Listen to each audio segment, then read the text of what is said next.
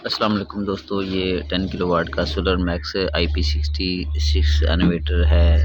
ये बड़ा इन्वर्टर लगाया है, कस्टमर के रिक्वायरमेंट के मुताबिक बड़ा इन्वर्टर लगाया है। और ये UPS की वायरिंग हो रही है और साथ ये जन पोर्ट है और वापटा है और साथ ही इसके CT वगैरह के कनेक्शन हैं। ये MPT है 1 2 3 MPT इसमें हैं।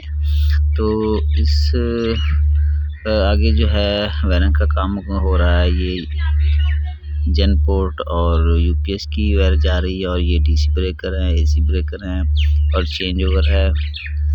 तो इसके साथ ही आगे काम मुकम्मल हो गया है। इन्वर्टर को ऑन किया है, इसके पैरामीटर सेट किए हैं, सारी बैटरी सेटिंग की है और ग्रिड फीडिंग की सेटिंग मुकम्मल की है। तो आपको दिखाते हैं ग्रिड फीड शाम 4 बजे का टाइम है। तो कितने हो रही है, ये तकरीबन 6 एम्पेयर ग्रिड फीडिंग हो रही है। ये शाम 4 साढ़े 4 बजे का टाइम है। तो अब काम कंप्लीट हो गया है, मुकम्मल हो गया है। तो इसका बॉक्स जो है वो भी कंप्लीट हो गया है, इसको भी मुकम्मल किया है। तो ये देखें।